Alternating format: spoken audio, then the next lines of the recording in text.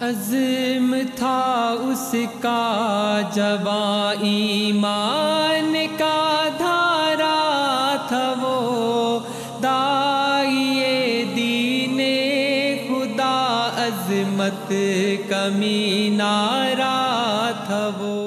بسم اللہ الرحمن الرحیم. معزز حاضرین محفل السلام علیکم.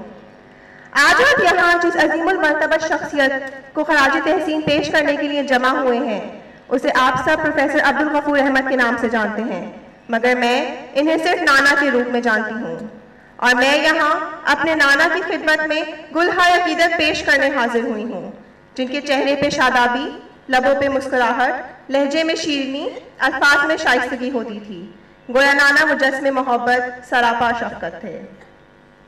میرا اور میرے دیگر بہن بھائیوں کا نانا سے تعلق کتنا گہرا تھا اس کا اندازہ تو ہمیں اس وقت ہوا جب نانا زمین کی گہرائیوں میں چلے گئے. ہمیں تو اب پتہ چلا کہ شفقت سے ہمارے سروں پہ رکھا ہوا ان کا ہاتھ محض ہاتھ نہیں تھا، سائبان تھا. ہمارے سلام کے جواب میں ان کے ہونٹوں سے ادا ہوتے الفاظ محض الفاظ نہیں تھے بلکہ دعاؤں کا مضبوط اور محفوظ حصار تھے. ہفتہ وار چھٹی یا اسکول کی تعطیلات کے دوران نانا کے گھر جانا ہمیں ہمیشہ سے اچھا لگتا تھا، مگر اس کی وجہ نانا نہیں ہماری نانی تھی. ہم سب کزنس نانی کی گرد منڈلاتے رہتے تھے. نانی ہماری استاد بھی تھیں اور سہیلی بھی. وہ قصے کہانیوں میں ہماری تربیت کیا کرتی تھیں. اس وقت نانا سے ہمارا تعلق اور رابطہ صرف آتے جاتے رسمی سلام دعا تک محدود تھا. نہ ہمیں اپنی نانی سے فرصت تھی اور نہ نانا کو اپنی سیاسی ذمہ داریوں سے. مجھے تو اپنے نشرہ والے دن پتہ چلا کہ میں جو نانا کے نواسہ نواسی میں بہت بات کا نمبر رکھتی ہوں ان کے لیے کتنی اہم ہوں. اس دن قرآن حکیم کی کچھ صورتوں کی تلاوت کرنے کے بعد جب میں اپنے نانا کے پاس سلام کرنے گئی تو انہوں نے میری پیشانی پہ بوسہ دیا اور مجھے گلے لگا کے دیر تک دعائیں دیتے رہے. پھر اپنی واسکٹ کی جیب سے 100 روپے کا ایک طے کیا ہوا نوٹ نکال کر دیا.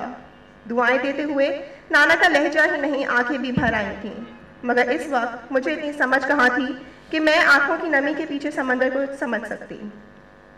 میرے لیے تو 100 روپے کا وہ نوٹ اہم تھا کیونکہ سبھی کہہ رہے تھے واہ بھائی واہ تمہیں نانا نے پیسے دیے ہیں. وہ 100 کا نوٹ کتنا اہم تھا اس کا اندازہ مجھے اس وقت ہوا جب نانی نے مجھے گلے لگاتے ہوئے کہا تم تو قسمت والی ہو کہ نانا نے الگ سے تمہیں کچھ دیا ہے. نانا کے 100 روپے والے نوٹ نے مجھے سب میں ممتاز کر دیا کیونکہ تقریبات میں دینے دلانے کی تمام تر ذمہ داریاں نانی کے سپرد تھیں.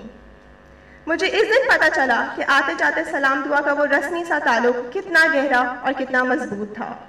اس کے بعد میں جب نانی کے گھر جاتی تو مجھے نانا کا انتظار رہتا. اگر نانا شہر سے باہر ہوتے اور میری ان سے ملاقات نہیں ہو پاتی تو نانی کے گھر کا وہ پھیرا مجھے نامکمل لگتا. نشرہ والے دن قرآن حکیم کی آیت مبارکہ کی تلاوت کے بدلے اللہ رب العزت نے ثواب کے طور پر نانا کی محبت اور شفقت میرے دامن میں ڈالتے ہوئے جو منفرد اور ممتاز مقام مجھے عطا فرمایا تھا اس میں سال بسال اضافہ ہوتا گیا. جب ہر عید بقرعید پہ نانا اپنی جملہ اولاد میں سے صرف مجھے اور میرے بھائی کو عیدی دیتے. بھائی تو نانا سے لڑ کے عیدی لے لیتا تھا مگر مجھے نانا خود اپنی مرضی سے عیدی دیتے. اور جب دوسرے بچے عیدی مانگتے تو نانا کہتے صباحت نے اتنی اچھی تلاوت کی تھی یہ تو اس کا انعام ہے. یا میرے خدا میں کس طور تیرا شکر ادا کروں کہ ایک دفعہ کی تلاوت میں کس طرح اور کتنا نوازتا رہا. اہمیت عیدی کی نہیں تھی، فخر تھا سب میں ممتاز ہونے پہ. پھر ایک دن نانی ہم سب کو چھوڑ کر اس کے پاس چلی گئیں جس سے محبت کرنے کا وہ ہمیں درس دیا کرتی تھیں. نانی نے ہمیں کبھی اللہ تعالیٰ سے ڈرایا نہیں بلکہ ہمیشہ ہمیں اللہ تعالیٰ سے محبت کرنے کا سبق دیا. نانی کیا گئیں لگا محبت کا گہوارہ ہی اجڑ گیا، مگر نہیں، ایسا نہیں تھا. نانی کا گھر محبت کا سرچشمہ کیسے اجڑ سکتا تھا؟ وہاں ہمارے نانا جو موجود تھے، وہ نانا جن سے سلام دعا کا مضبوط رشتہ تھا، وہ نانا اب نانا نہیں رہے تھے بلکہ نانی کی محبت اور کمی کو محسوس کرتے ہوئے بچوں کے لیے سراپا محبت اور مکمل ساتھی بن گئے تھے. ہم جب بھی نانی کے گھر جاتے تو نانا اپنے کمرے میں بیٹھے کچھ پڑھ رہے ہوتے یا خاموشی سے لیٹے ہوتے. اس لمحے میں اکثر سوچا کرتی تھی کہ نانی نے پہلے جا کے ہمارے ساتھ ساتھ نانا کے ساتھ بھی انصاف نہیں کیا، مگر اللہ کے بھید اللہ ہی جانتا ہے. میں تو صرف اتنا جانتی ہوں کہ اگر نانی پہلے نہیں جاتی تو ہم بچوں کو نانا کبھی نہیں ملتے. ہمیں پتہ ہی نہیں چلتا کہ نانا کے اندر محبت کا کتنا گہرا سمندر ہے اور وہ بھی میٹھے پانی کا. ہم حسب معمول نانی کے ہاں جاتے اور نانی کے ہی کمرے میں ڈیرا ڈالتے. نانا اپنے کمرے سے باہر تشریف لاتے اور ہمارے درمیان گھنٹوں بیٹھے رہتے. سب سے خوب کھل کر باتیں کرتے. दस्तरखान पे भी साथ होते थे। गोया वो खाते बहुत कम थे मगर खिलाते बहुत ज़्यादा थे। मुझे महसूस होता कि वो नानी की कमी पूरी कर रहे हैं। उनको इस बात का शदीद एहसास था कि हम अपनी नानी की कमी बहुत महसूस कर रहे हैं। नाना हम सब के दरमियान कुर्सी में बैठ जाते और हम इनकी गिर्द अपनी जगह बना लेते। महसूस होता कि नाना ने हमें अपने हिसार में ले लिया है, बिल्कुल उसी तरह जैसे मुर्गी अपने बच्चों को अपने परों में समो लेती है। उस लम्हे हमें नाना की मोहब्बत की गर्मी भी महसूस होती और उनकी शफकत की ठंडक भी। नाना अपने पर फैलाते रहते और हम उनके परों में सिमटते रहते। और फिर एक दिन हमारे नाना की रूह इन्हें परों के साथ परवास कर गई।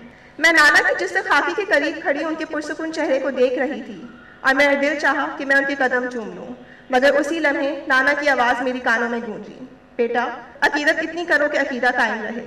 मेरे हाथ रुक गए मगर आंसू ना रुक सके।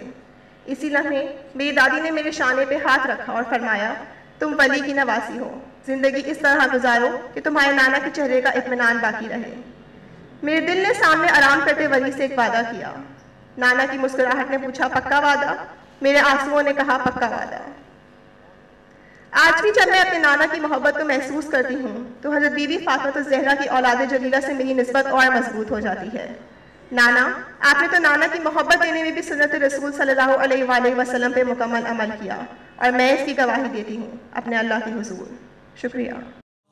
अज़्म था उसका जवां ईमान का धारा था वो, दाइए दीने खुदा अज़मत कमी नारा था वो।